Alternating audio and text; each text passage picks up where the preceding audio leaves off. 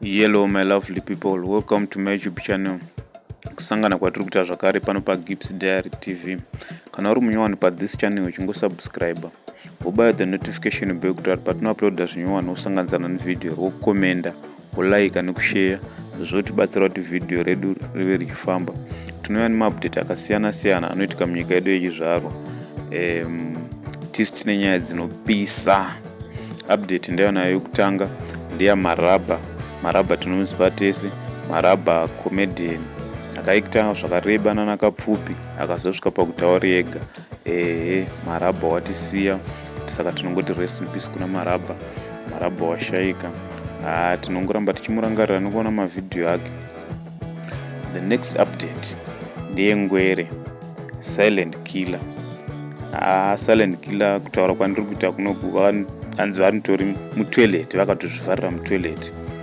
Varamba kuenda kuUK, vava kupenga.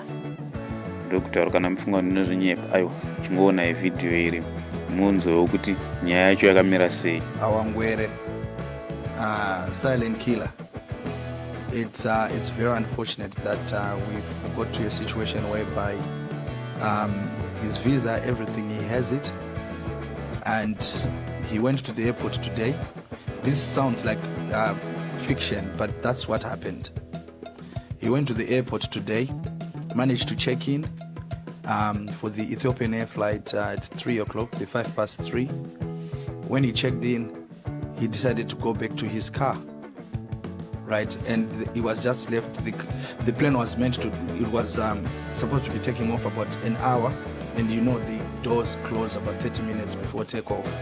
So instead of going to the plane, he decided to go to the car, right? So we frantically tried to get another ticket, and Alex, my colleague, he was sorting that out with travel agents.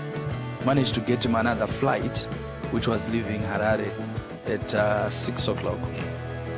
And well, he was at the airport, ticket bought it for about 1.5, which was quite a lot of money.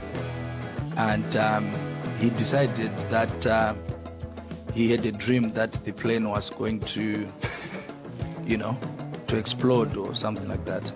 So aramba kukwira ndege vasvikira mutoilet. Yeah, it is said that we think he needs psychiatric input. We think he needs to go to hospital. So unfortunately for the people who were looking forward to see silent killer, this situation has gone bad. And again, it's nyaya dzangatsitarwa navamacheso dzokuti kutora zvinodhaka, right? So we have situations like update yekupedzisira. Shungeta ari kuundurana naDJ Sparks.